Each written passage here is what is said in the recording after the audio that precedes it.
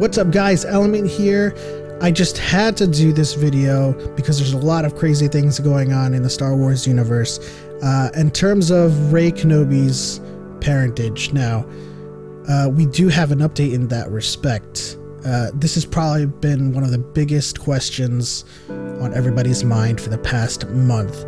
Now, there are a lot of theories out there from, Rey Kenobi, obviously, to Rey Skywalker, to Rey Skywalker, Anakin Skywalker 2.0, and to even Luke and Phasma as her parents. Nothing is too crazy for fans' minds, but I'm open to whatever it is. But the thing is, my opinion is that just the Luke Skywalker daughter thing is just lazy to me. It's too easy, and I feel like the writers of Star Wars, Larry and whoever's doing the script for 8 and 9, they have a chance to really dig deep into the Star Wars canon and lore and build upon such a crazy mythology that they have, going back to the Clone Wars and all that jazz. And that's why I'm hoping that she's either a Kenobi or kind of someone that has been lingering in the background that we just forgot about. Some people are saying that she's Qui-Gon Jinn's granddaughter, but in any case, speaking to Entertainment Tonight, Colin Trevorrow, who is going to direct episode 9, said this about Rey. I've seen all of the theories.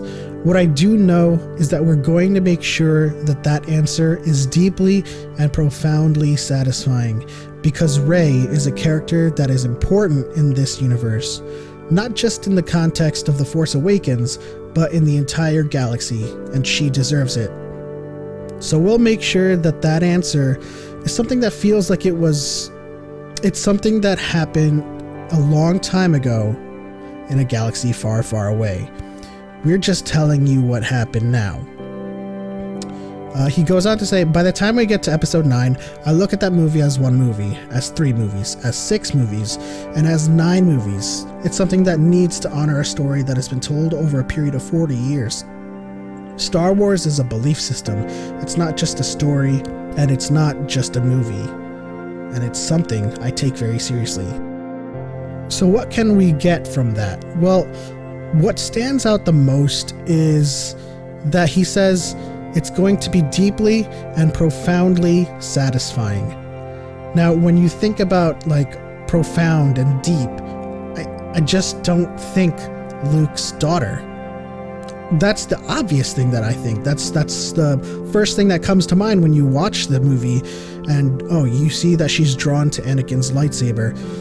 That's one of the things that first comes to mind, and I don't think that, and I think what he's saying about it being deeply and profoundly satisfying is that it's going to be something that we didn't see coming.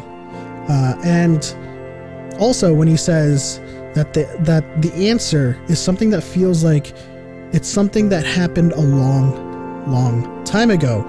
So the first thing that comes to mind when I think long time ago is the Clone Wars, or perhaps even before that.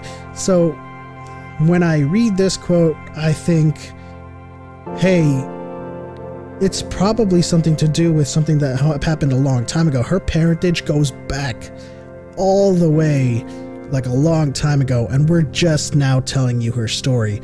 And that to me screams Kenobi. I mean, if you think about the people that are connected to the Skywalker family. Now, Kennedy said that this movie franchise is all about the Skywalker family. So if you want to be, creative about it, and if you want to think about the person who's most connected to the Skywalkers from A New Hope or from the original trilogy to the prequels, it's Kenobi, Obi-Wan Kenobi. And if we want to talk about something that happened a long time ago, we can talk about how Obi-Wan had a relationship with with Duchess Satine Cries of Mandalore. And it could go back all the way to that event where he was, where he had a relationship with her and before he left, on reassignment.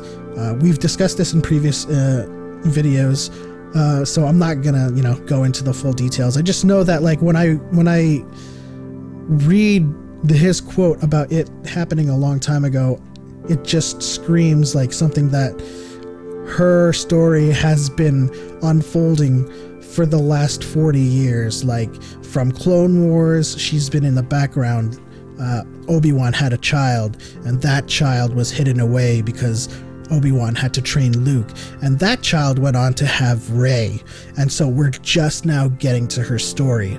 I think that's what's happening. And another thing that we can get from this quote is that we're not going to find out until episode 9.